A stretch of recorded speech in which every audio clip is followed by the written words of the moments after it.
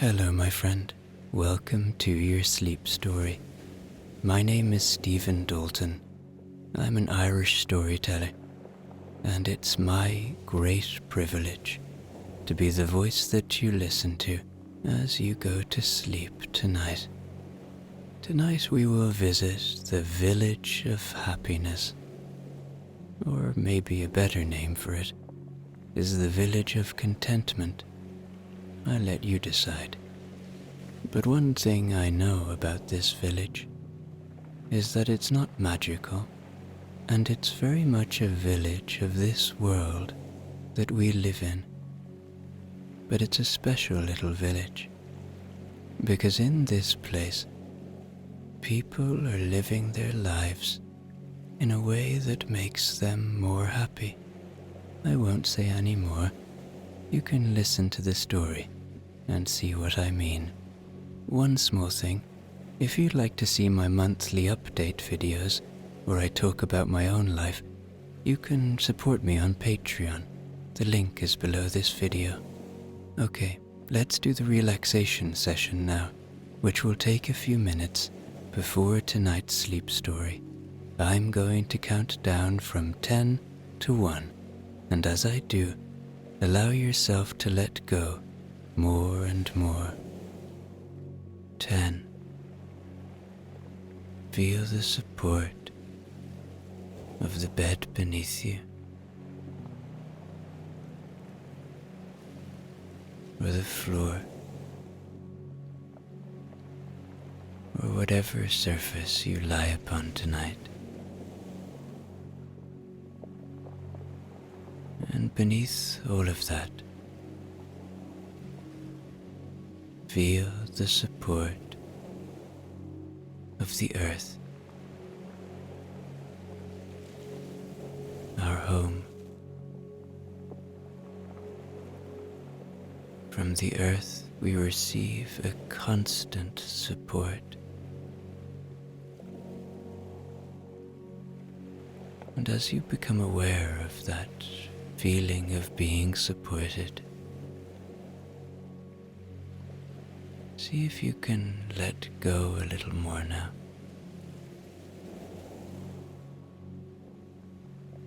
Releasing tension, letting go. A little more now. 9.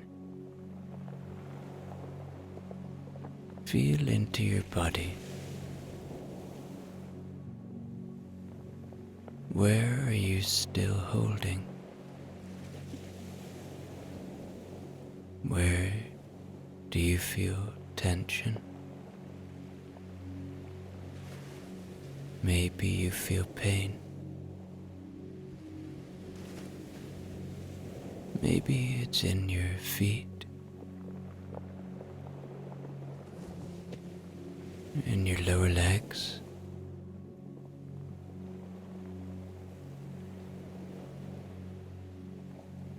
in your thighs, in your belly,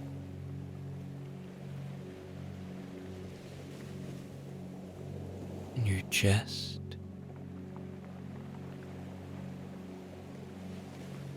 Maybe you're like me, and you hold a lot of tension in your hands or in your face. See if you can let that tension go now.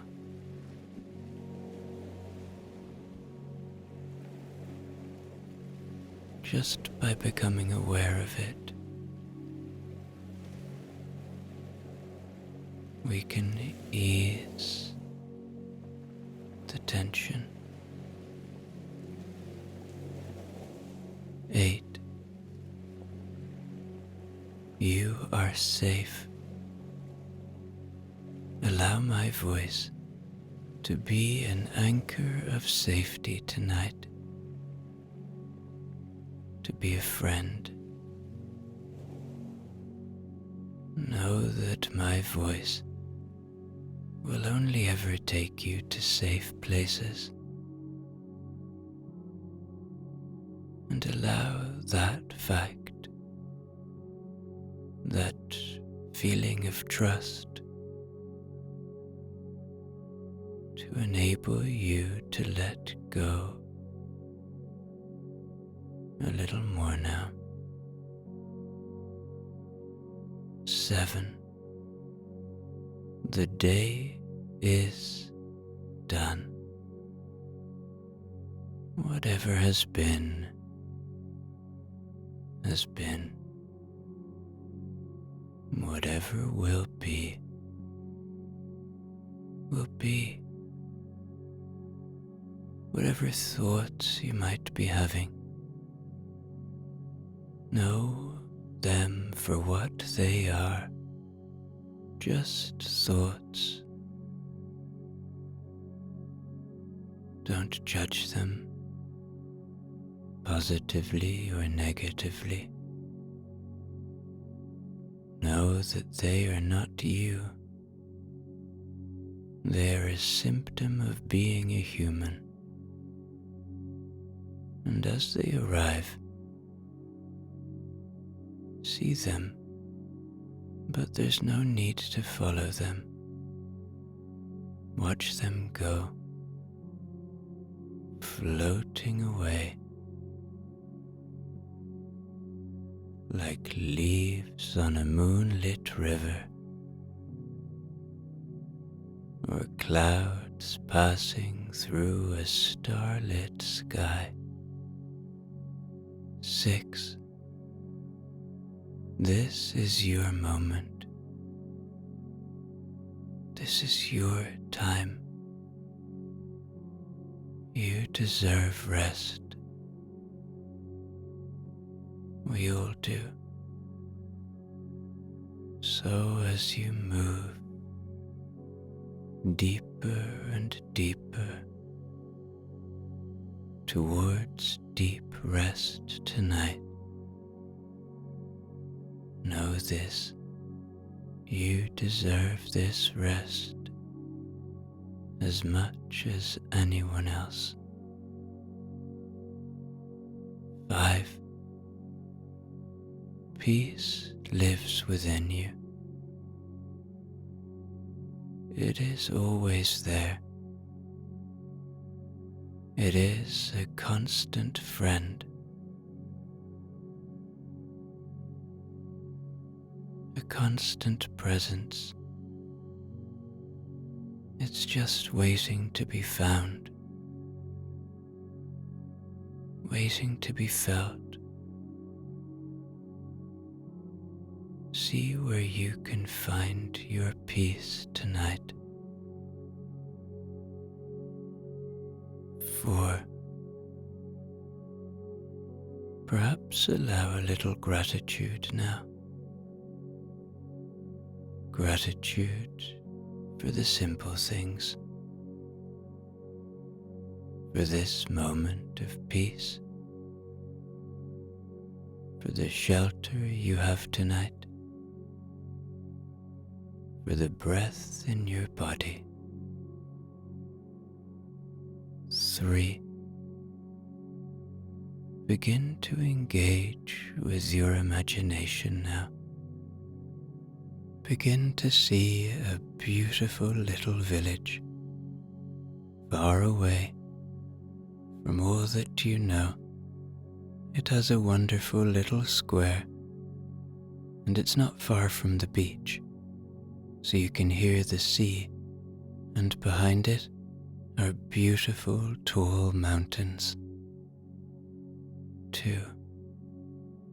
Checking in with your body one more time now.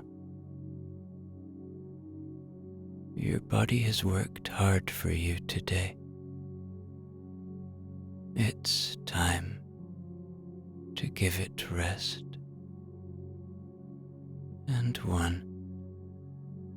Completely letting go now, as I tell you tonight's sleep story. Nobody calls it the Village of Happiness on a map.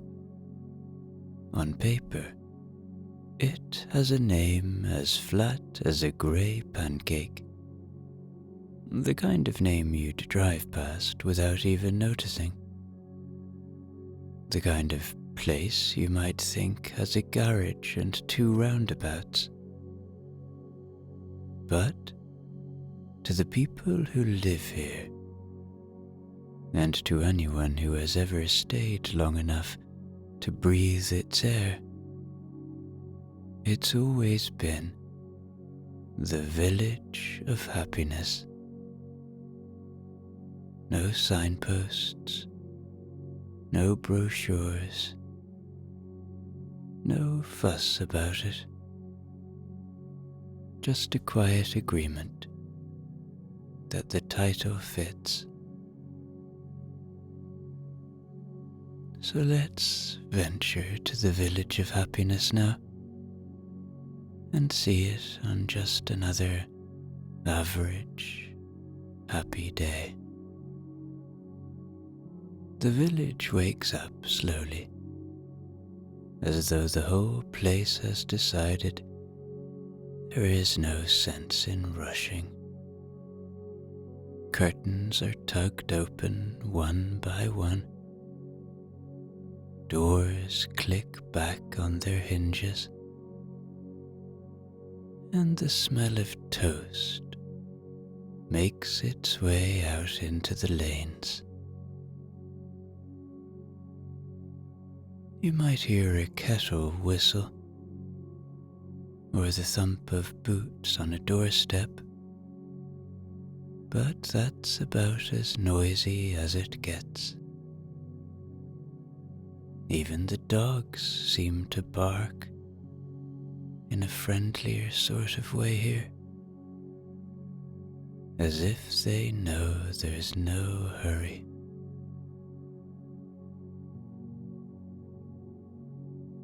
What strikes one most, if you happen to be wandering the lanes, is the air of ease that hangs about the place. Gardens aren't perfect, but they're cared for. The paint on a window frame might peel a little, but the window will be flung open wide. People have the look of folk who know what to do with their days. It's not glamorous, and it's not grand, but it's something better. It's happy, or at least content.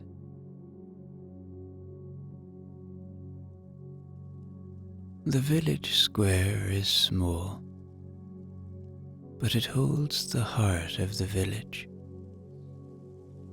A stone bench sits beneath a chestnut tree, its surface worn smooth from decades of use. On market days, a few stalls pop up here. Vegetables dug from nearby gardens, jars of jam, a stack of eggs in cardboard trays from the chickens of the village. And people don't hurry past. They linger, talking in that meandering way that never seems to wear out. Words stretch and tumble into laughter, and the whole square feels alive with it.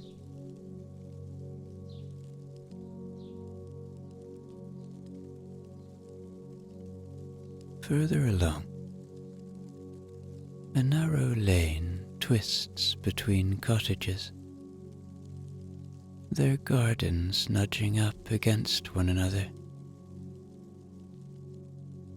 You can hear the sound of a broom on a doorstep, the clink of dishes being washed, the faint buzz of a lawnmower somewhere in the distance. It's the sort of soundscape that could almost send you to sleep. Steady, untroubled, and endlessly familiar.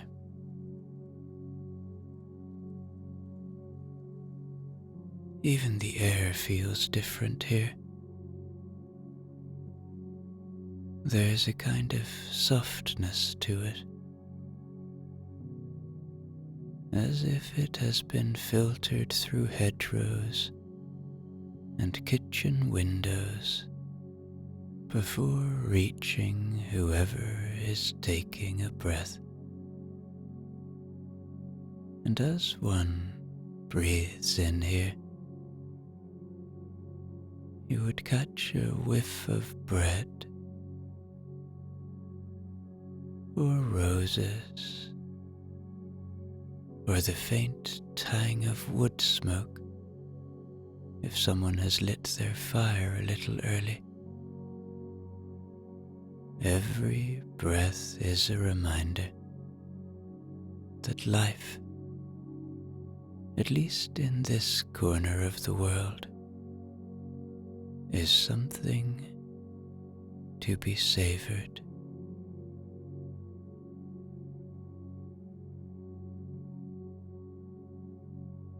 Now, let's talk about the people who live here, because it's no good admiring the hedges and the chimneys if you don't know the sort of creatures tucked inside the houses.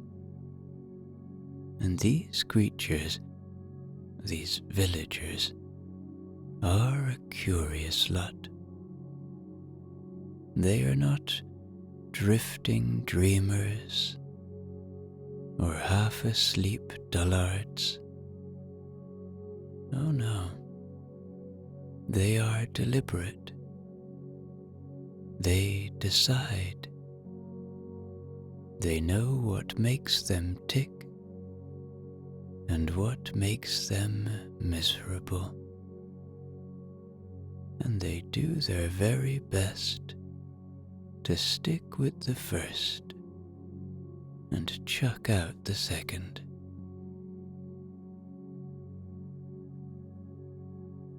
It doesn't mean they are always cheerful.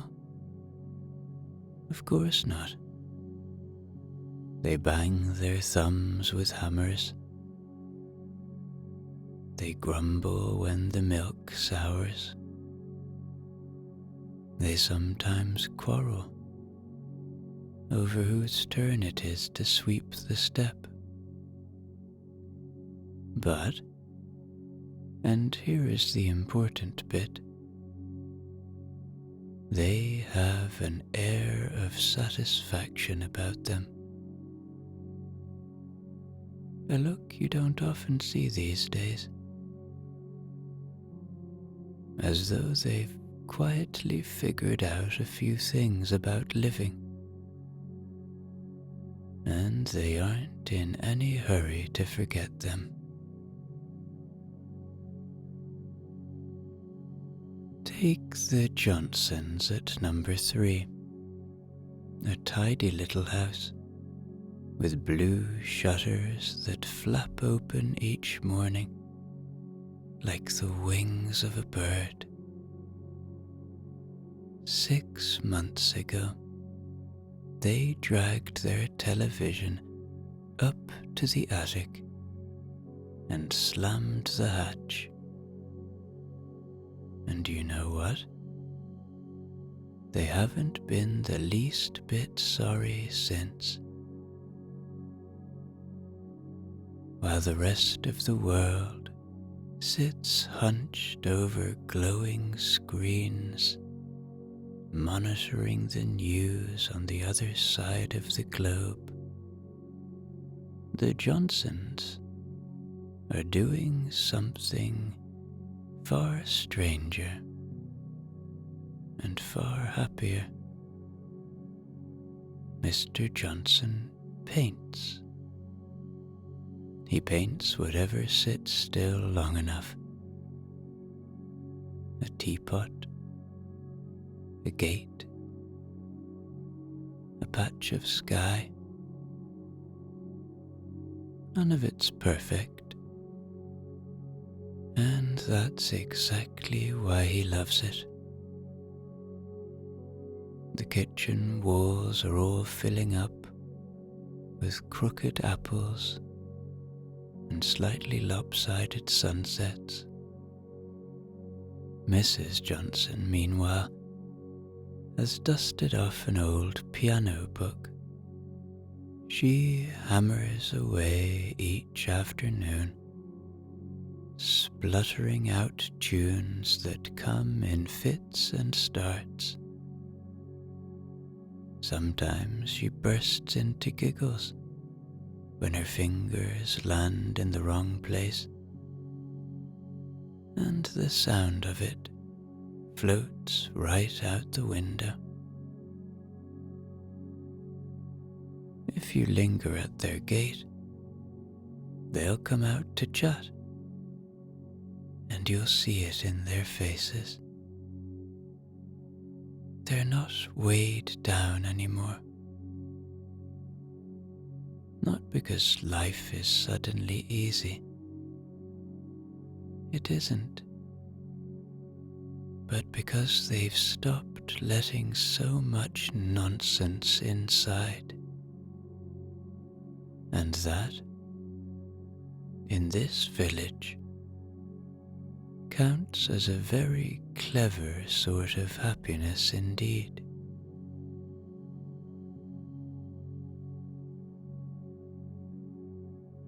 At number 7 lives old Mr. Barker. He's not especially old, but he insists on calling himself that, which makes everyone else do it too. Now he's given up cars entirely. Says they make people impatient, and impatience is the enemy of happiness. So he pedals about on a sturdy old bicycle with a basket on the front. You'll see him wobbling through the village with a loaf of bread sticking out one side and a bunch of carrots poking out the other. His trousers are forever caught with chain oil, but he doesn't mind a bit. In fact, he brags about it.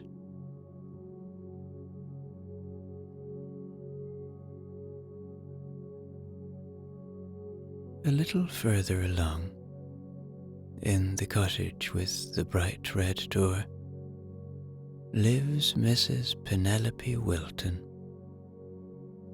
She is the unofficial news service of the village, though not in the usual sense. Instead of disasters and scandals, she reports on things like the first snowdrop of spring, or the fact that Mrs. Kerrigan's cat has finally learned how to climb the apple tree.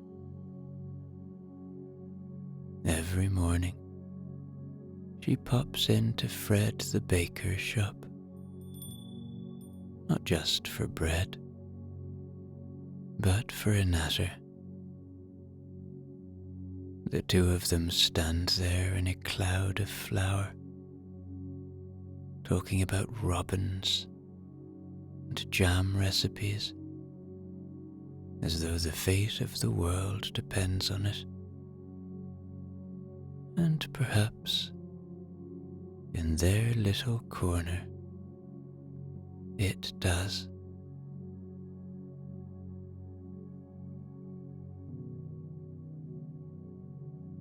Fred himself is something of a legend.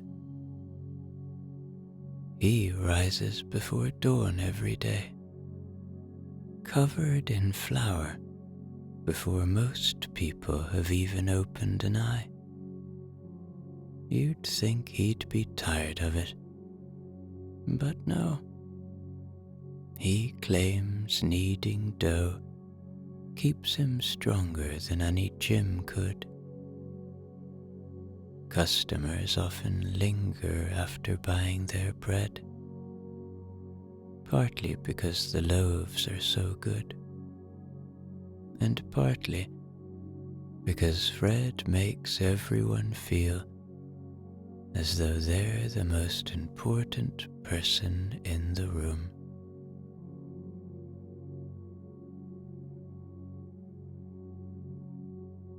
Now, allow me, if you will, to zoom out slightly above the village. And would you look at that? There's the sea.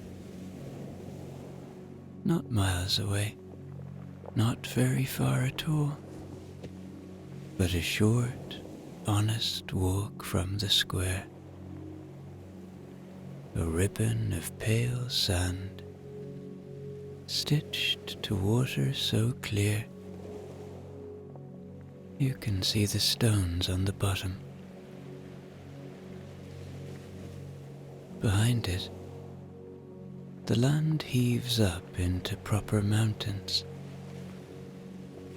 the sort that make even busy people stop and take in a deep breath. From the village, you can hear the low, steady hush of waves if you listen. And most people do.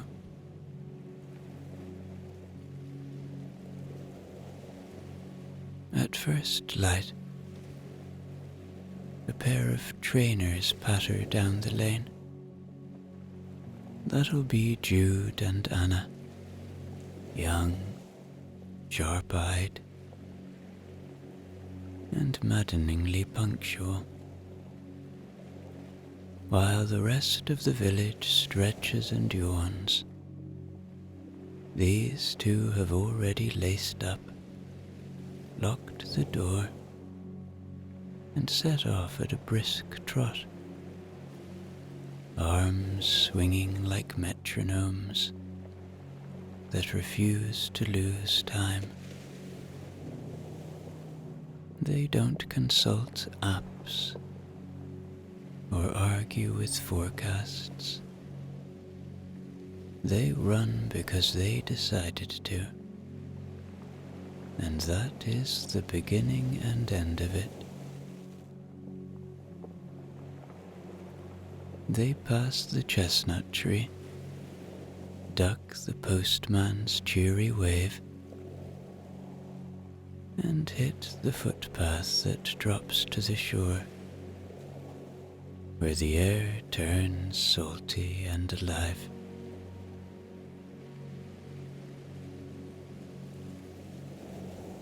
On the beach, they throw their towels on the same flat rock, the one that looks like a loaf cut in half. Shoes off, no dithering. The sea is cool, sometimes cold, but they go in anyway. 10 strokes out, 10 strokes back, breathing steady, counting without speaking. Jude always surfaces first, whooping once, as if he's just won a tiny private medal. Anna grins, hair slicked back, and pours tea from a dented flask that has somehow survived being dropped a dozen times. They sit there, steaming gently, watching the water, and you can see it plain as day. Their morning isn't noisy, but it is full. Later, when they jog home, sand clinging to their ankles, they nod at passers-by with the pleased look of people who have already done the hardest thing on their list.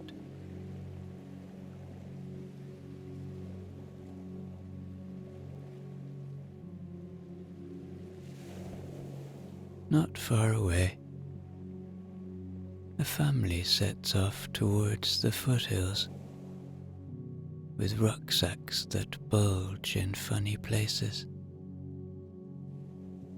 The Marshalls, 2 parents, 3 children, 1 heroic length of bootlace someone keeps tripping over. They aren't the sort who march in silence. They chatter, negotiate, and occasionally stage small rebellions about who carries the sandwiches. The youngest, Nell, keeps a notebook where she draws the plants she likes best. Today, it's a tough little wild thyme that smells like a good kitchen.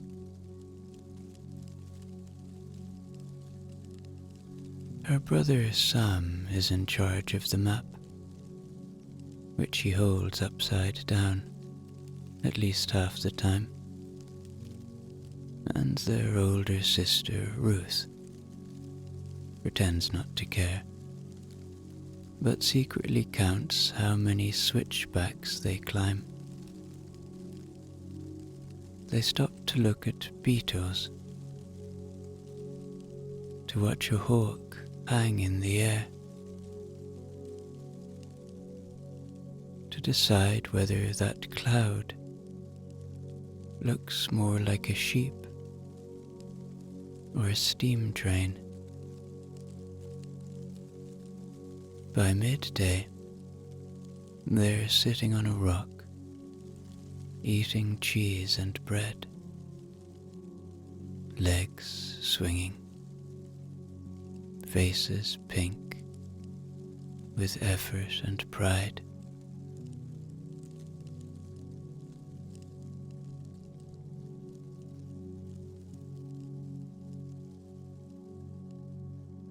What ties these families together isn't a slogan or a club. It's a string of decisions, small and deliberate, made in kitchens and on doorsteps, before the day can argue back.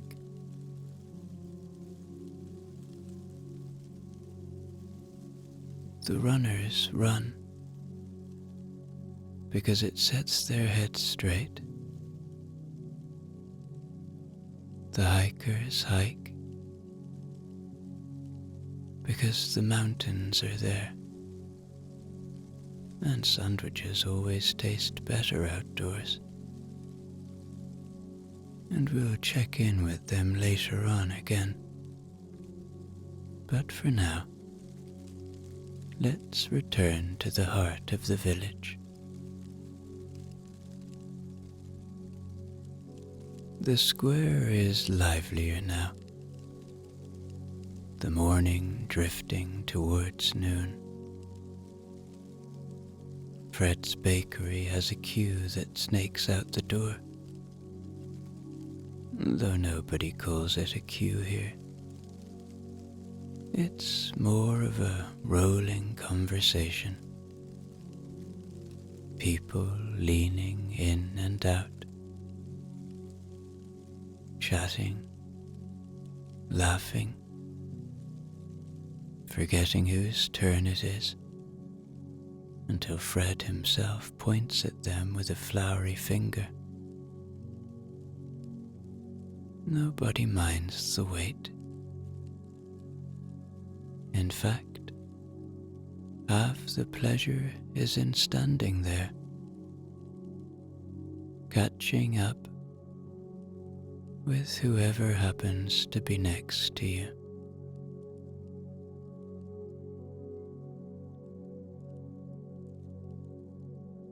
At the post office, Frank the postman is finishing his rounds. He lingers at the counter to share a story about the dog who tried to steal his bag that morning. Mrs. Kerrigan, who is buying stamps, nearly drops her purse from laughing.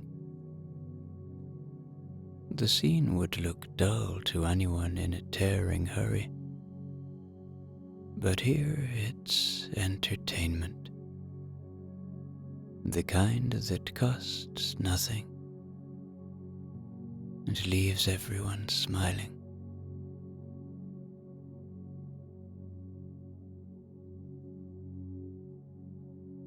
Down a side lane, you might spot a small group of neighbours kneeling in a vegetable patch. They're not digging for gold, though they treat it with the same seriousness. They're swapping seedlings, cutting twine, and trying to work out whether the beans will climb faster on the left side of the trellis or the right. Advice flows freely here, though nobody insists on being right. They argue cheerfully, wipe their hands on their trousers, and go on planting anyway.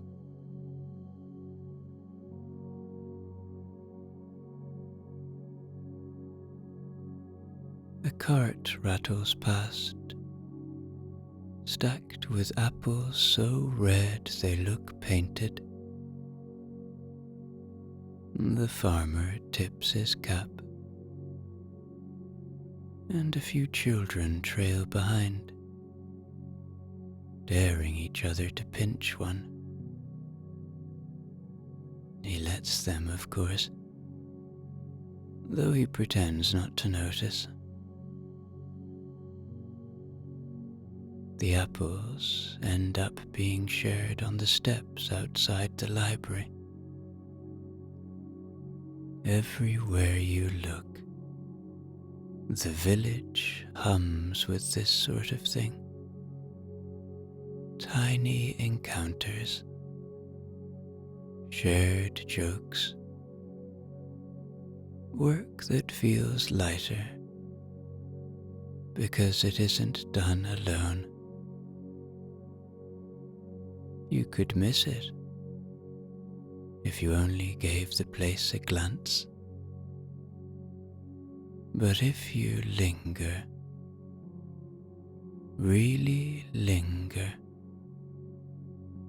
you'll see that this is the glue holding it all together. People, side by side,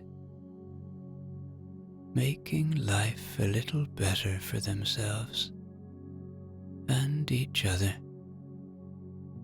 without a shred of fuss.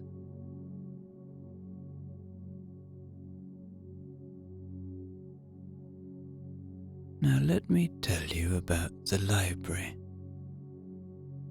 It sits at the far end of the square, a squat building with tall windows that always seems to be grinning. You might expect it to be a dusty, forgotten place, but it's really not. This is the busiest library you've ever seen. If one turned up expecting silence, you'd be disappointed. The place buzzes with life. Chairs moving, pages flapping, voices murmuring as neighbors recommend this or that. The villagers flock here the way other people flock to screens. It is run by Mrs. Ellis, a woman with kind eyes and the patience of a saint.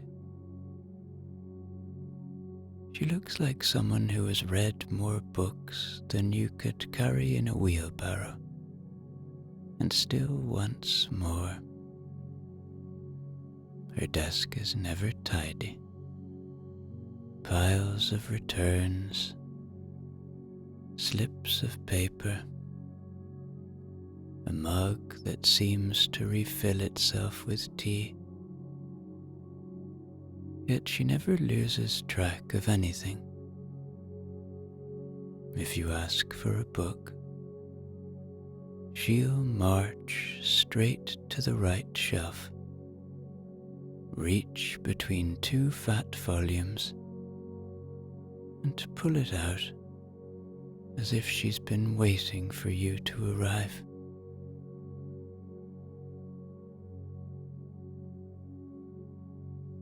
Today, Clara is visiting the library, a young woman with her hair tied back and a rucksack slung over her shoulder.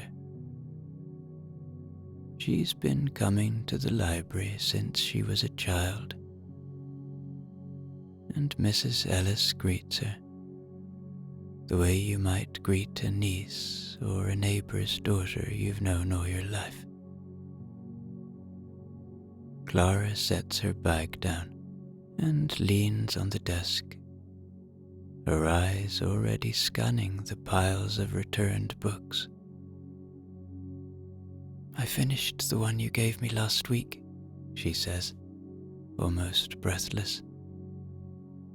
"I thought it would take me months, but I couldn't put it down." Mrs. Ellis smiles, her eyes lighting up in that quiet way that only librarians understand. She doesn't ask for a summary or a review. She simply asks, "What stayed with you?" Clara pauses. She tucks a strand of hair behind her ear and frowns in concentration. It was the bit about how ideas travel, how something written hundreds of years ago can feel like it's still talking directly to you. I'd never thought of it that way before. Mrs. Ellis nods, satisfied, as though this is exactly the sort of treasure she hopes people will discover here. "Well then," she says, rising from her chair, "I think you're ready for something a little denser, not harder, just slower. You'll see what I mean." She disappears into the shelves, the sound of her shoes tapping against the old floorboards, and returns with a book so well used the spine looks like it's smiling. She places it gently into Clara's hands, as though it's something valuable, which in this place it is. Clara doesn't rush off. She lingers, leafing through the first few pages, while standing at the desk, her brow furrowed, already drawn in. Mrs. Ellis is back at her desk now, and she watches with the calm satisfaction of someone who knows she has just matched a reader with exactly the right companion. By early afternoon, the square has changed its tune. The chatter at the bakery has thinned. The library is still humming. And across the way, the door of the travel agent swings open and shut like a slow pendulum. Yes, a travel agent. You might think it odd that in a place so content, anyone would dream of going elsewhere. But this isn't the kind of office plastered with glossy posters of beaches you'll never visit. Oh no. This travel agent belongs to Mr. and Mrs. Patel. And it is more like a tiny theater of possibilities than a shop. Inside, the walls are lined with maps so detailed you could fall into them if you stared long enough. There are photographs too, but not the polished kind. They're faded snapshots from customers who once went away and came back, smiling broadly in front of crumbling temples or wind-swept cliffs. The Patels keep them pinned up because they say it makes travel look more real. Anyone can cut out a picture from a magazine, Mrs. Patel insists. But it means something when the photograph is slightly crooked, with someone's thumb in the corner. On this particular day, a young couple are sitting across from Mr. Patel at his tidy desk. They're not frowning at price lists or scrolling their phones. They are listening, eyes wide, as he describes the train that winds its way across the Alps, or the ferry that carries you from one Greek island to another at sunset. He doesn't talk in slogans. He talks in details. The smell of the sea, the rattle of a dining car, the way you meet people you'd never expect to meet if you're not in a hurry.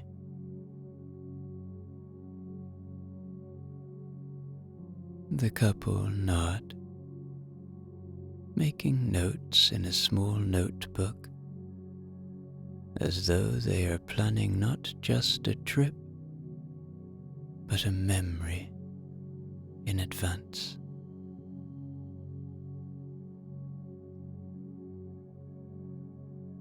Meanwhile, Mrs. Patel is perched on a stool by the window, showing an older man a set of timetables. He's not planning a holiday. Not exactly. He simply likes to know where trains go and when. It's comforting, he says, tapping the schedule, to imagine yourself on board, even if you don't buy the ticket.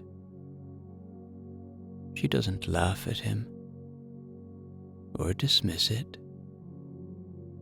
She nods, as though she feels the same way. And perhaps she does.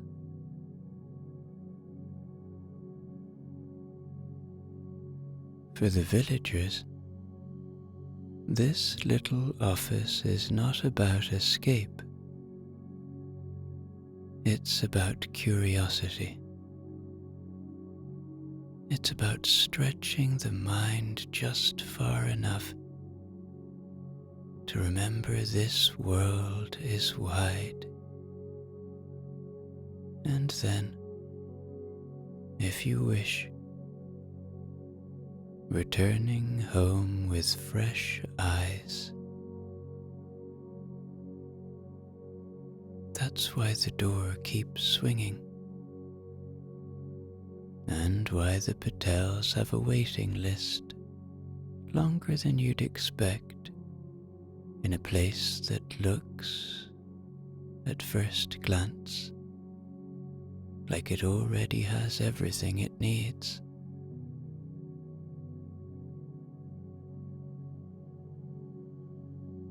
By mid-afternoon, the sun slants lower, as if it, too, is beginning to relax. Along the lane that leads to the sea walks Maria, a woman in her 40s with a sensible coat and a spaniel called Rufus, who thinks the world belongs to him. Rufus trots ahead, nose down, tail up, while Maria strolls at her own pace, one hand tucked in her pocket, the other loosely gripping the lead. She has a habit, this woman Maria. Every afternoon, while her dog conducts his investigations of every bush and pebble, she takes stock. Not out loud. She's not that sort of person. But quietly, in her own head, one by one, she names the things she's glad for. Today, it's the way the garden roses came back stronger after the rain. It's the fresh loaf from Fred's bakery, cooling on her table. It's the postcard her son sent from the city, with his messy scrawl and lopsided stamp. Small things, all of them, but strung together they make a necklace she wears inside herself.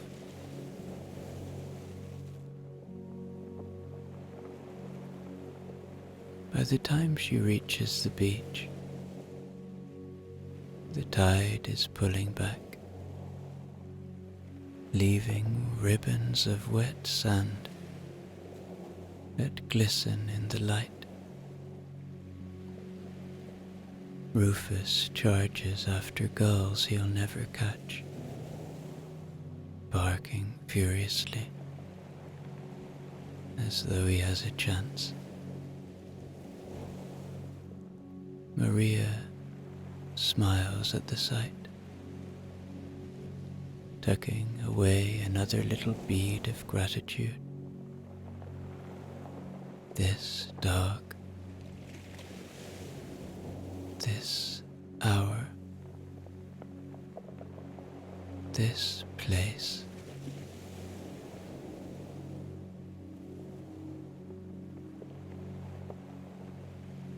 She walks the length of the beach slowly, shoes in her hand, toes sinking into the cool, damp sand. With each step, she adds another thought to her quiet tally. The neighbor who waved this morning,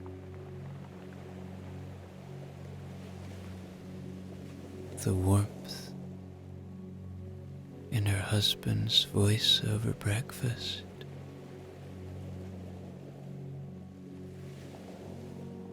the fact that her own legs carry her still,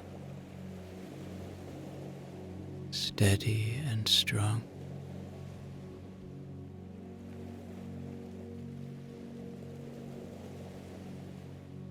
She doesn't rush through it, doesn't tick off items like a shopping list.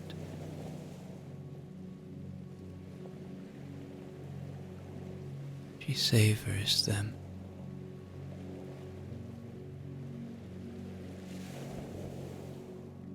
Lets them settle.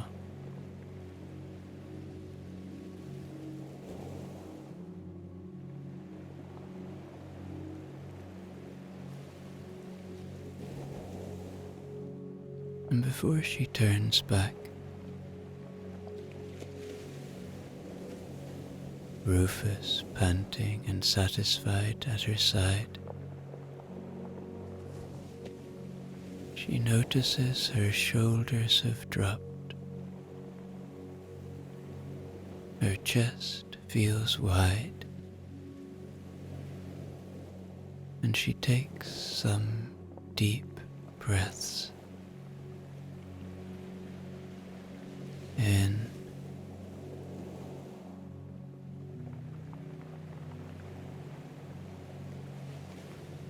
and out.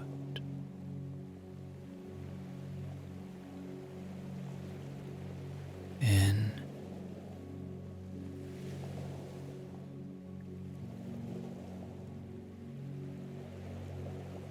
and out.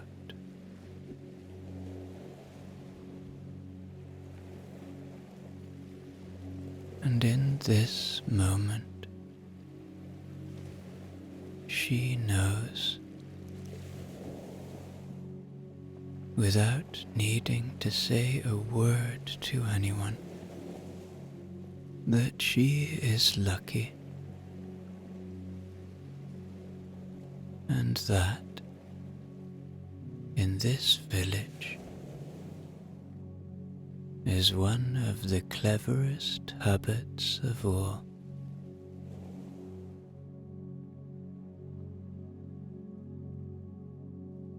Meanwhile, up on the ridge,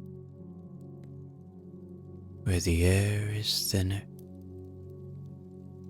and the world suddenly looks much larger, the Marshall family, who we met earlier out on their hike,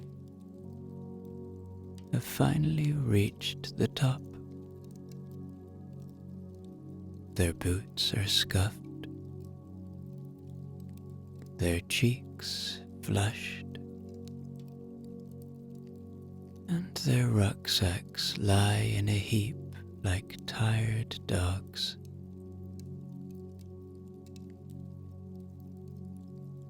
They sit in a wonky circle on the grass, sandwiches long gone, legs stretched out in every direction.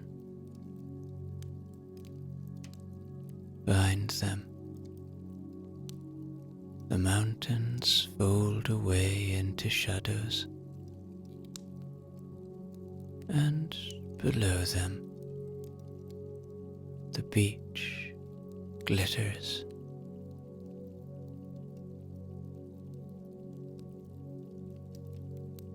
This is their favorite part. Not just arriving, but stopping. They do it every time.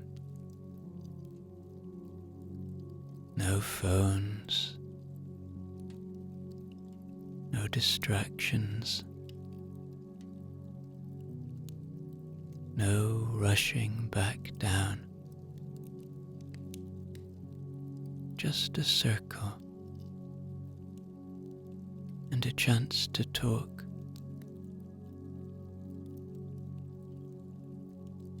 And today, Ruth, the eldest,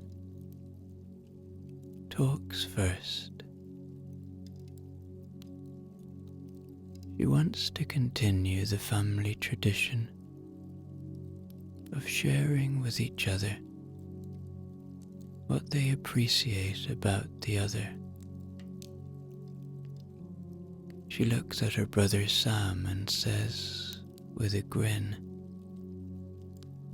"I appreciate how you kept going, even when you pretended the map was right side up." Sam groans, but you can see he's secretly pleased.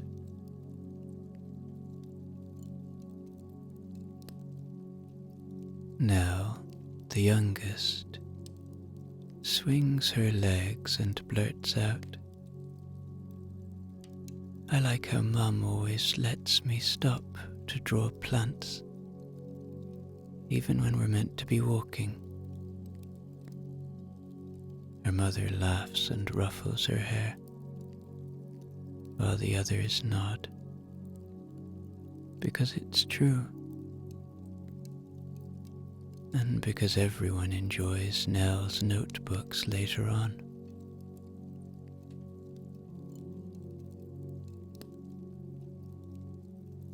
Then it's the parents' turn. Mr. Marshall clears his throat and points at Ruth. "I appreciate how you never complain, even when you think nobody notices." She ducks her head, pretending to study her boots. Mrs. Marshall looks around at the whole circle and says simply, "I appreciate that we do this together. That's the bit that matters." And for once, nobody feels the need to add a joke.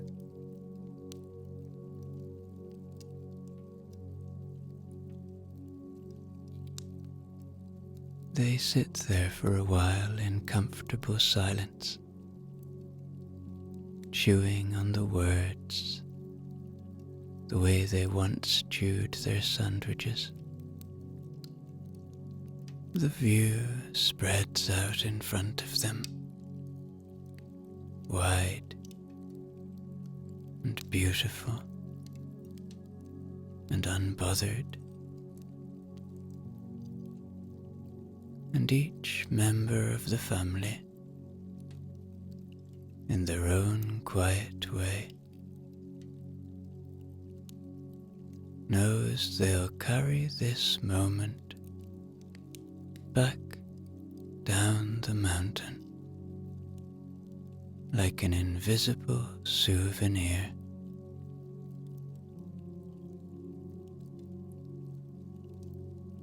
Back at the Johnsons' house, evening comes on quietly. The shutters are half closed against the falling light, and the smell of something simple and good drifts from the kitchen. Potatoes,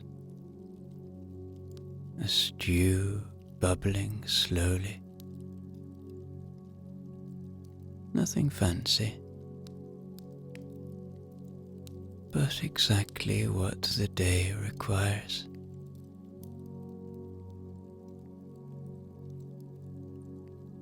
Mrs. Johnson sets the table with the deliberate care of someone who has finally realized that dinner isn't a chore,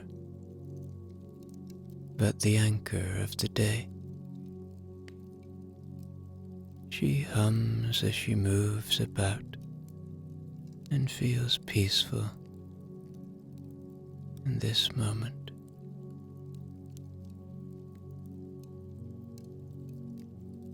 Mr. Johnson, meanwhile, is in the back garden with his easel. The sky is a shifting pink and orange, and he's determined to catch it before it fades.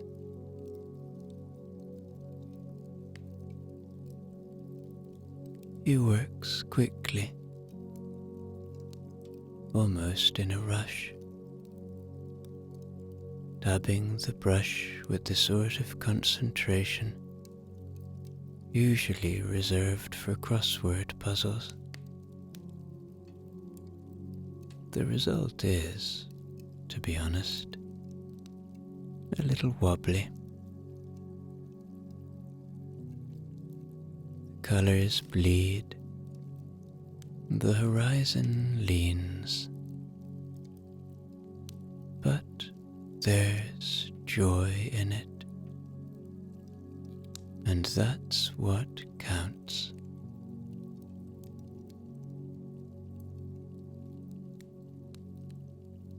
He shakes his head at his own mistakes, then laughs,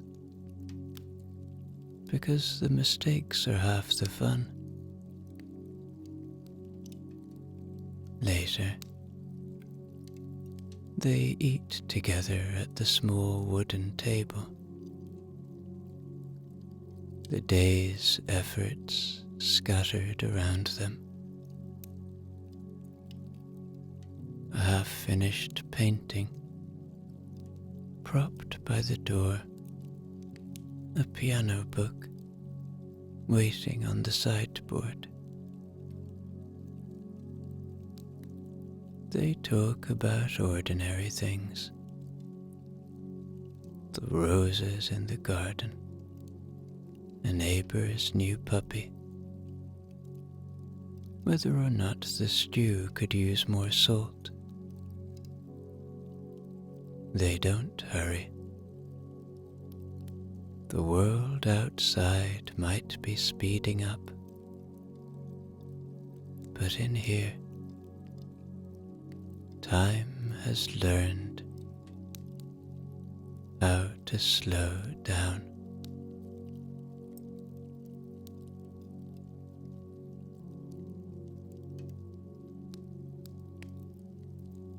After dinner, Mrs. Johnson slides onto the piano stool. She plays a tune she almost knows, fingers stumbling here and there, and each mistake makes her laugh louder. Mr. Johnson listens from his chair, nodding along,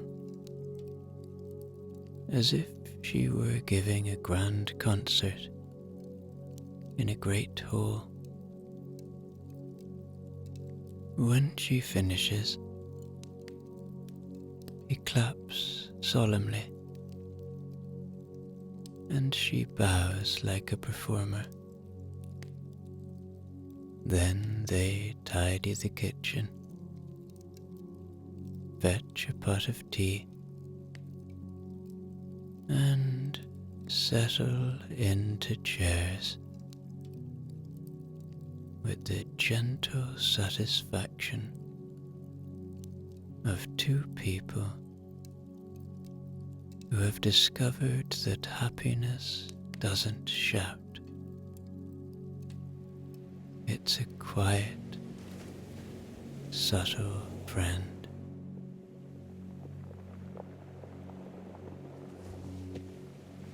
While the Johnsons potter about indoors, Jude and Anna are pulling on jackets and heading back out. Evening doesn't mean rest for them. It means another dose of movement. They stroll down to the beach, not at the same pounding pace of morning, but with the long strides of people who enjoy stretching the day a little further. The sand is cooler now.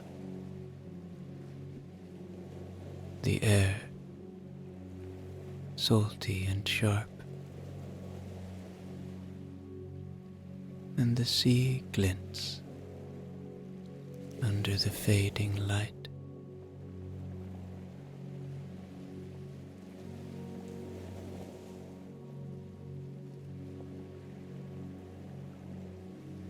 They don't run this time.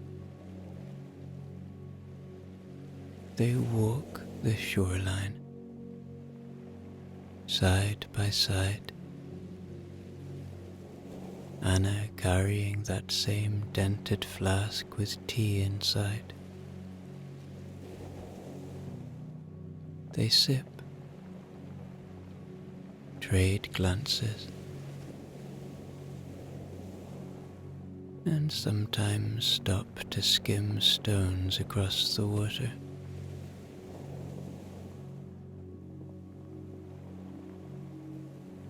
Jude's throws are powerful but clumsy.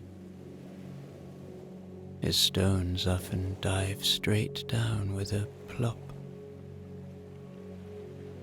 Anna, on the other hand, can send a pebble skimming 6 or 7 times before it sinks.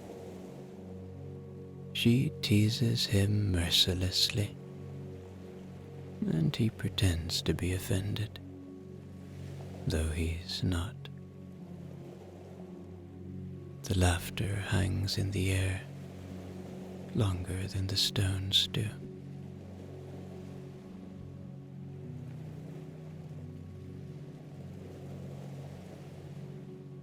By the time they turn back, the sky has turned violet, and lamps are flickering to life in the village behind them. The walk back is slower still, their voices softer. They talk about tomorrow, not in lists and deadlines, but in wishes. Maybe they'll run a little further. Maybe they'll swim a little longer. Maybe they'll try baking bread, though both know it will likely collapse in the oven. None of it matters. It's the talking that counts, the imagining together.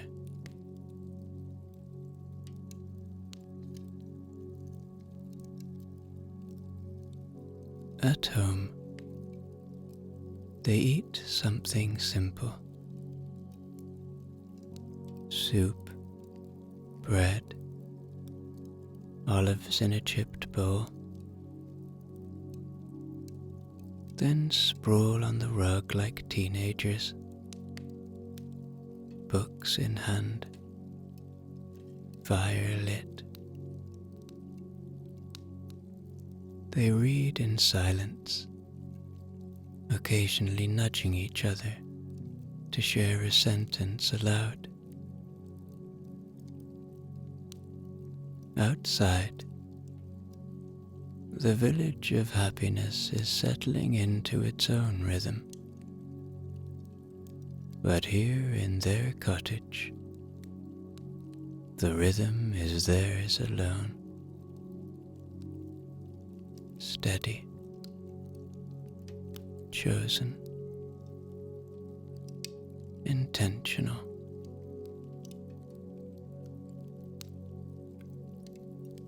And as we come to the closing of the day in the village of happiness, it is worth mentioning to you, dear listener, that we've only peeped through a handful of windows in this village.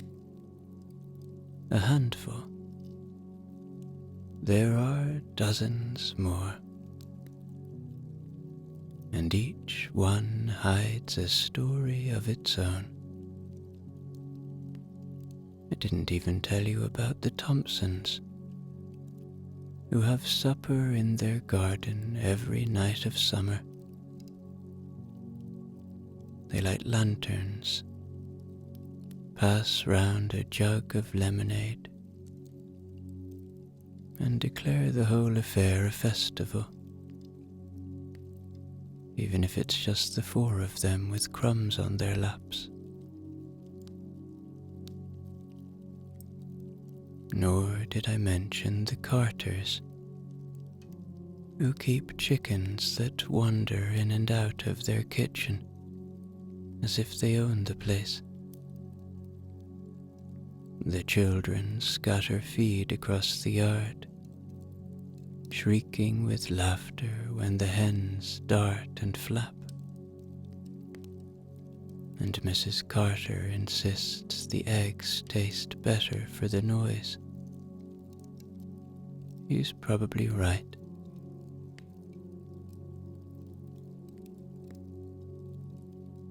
Then there are the Ellises, who hold story nights every Friday. They don't watch films. They don't stream anything. They gather round the fireplace and take turns reading aloud, each in their own peculiar style. Mr. Ellis bellows like an actor,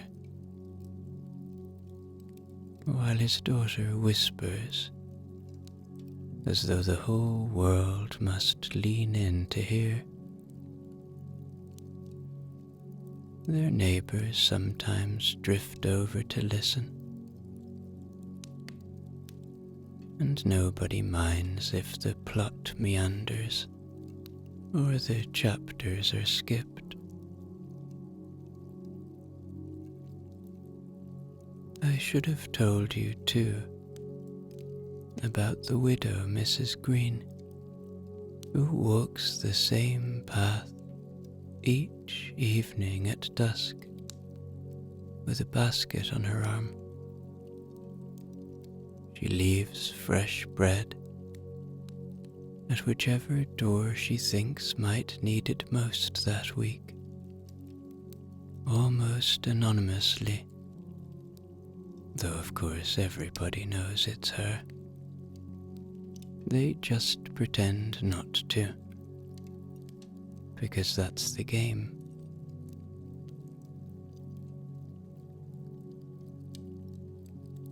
And I cannot forget the Langleys, who turned their garage into a workshop, where half the village drops in to mend whatever's broken,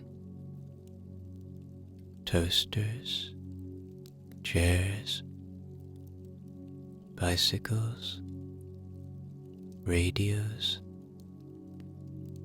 It all ends up there in a glorious mess of screws and glue. They say it's about fixing things, but really it's about fixing evenings, filling them with chatter and cups of tea until someone says, "There now, that's better."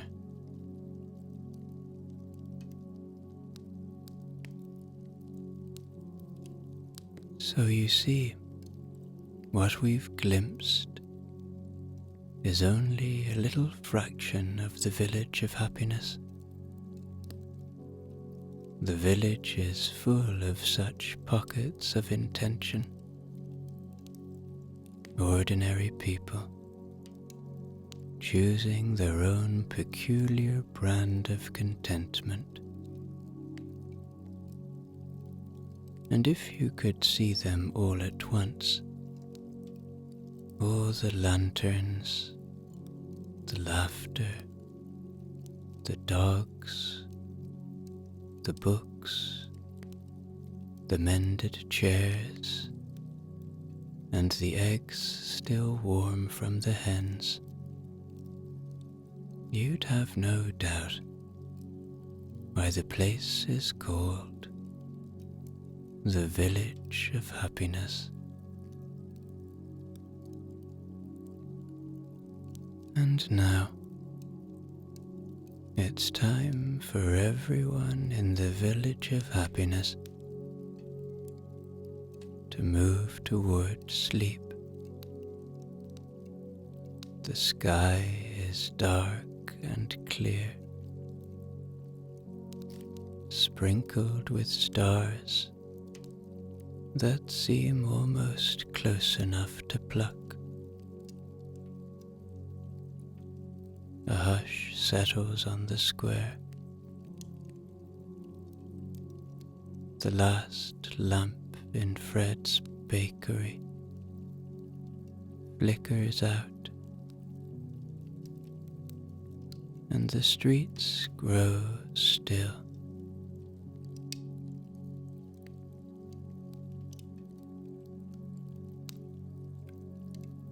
At number 3, the Johnsons slip into bed with the kind of tiredness that feels earned. At Jude and Anna's house, they lie side by side, windows open to the sound of waves. Their books rest on the floor where they dropped them. Unread sentences waiting for another night.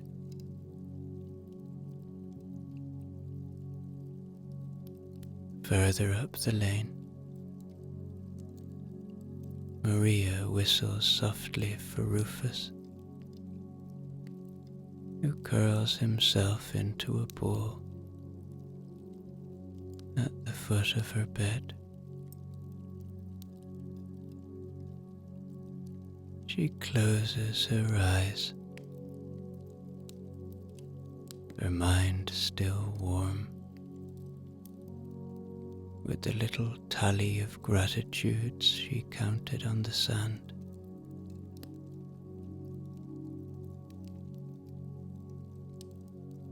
All are asleep now,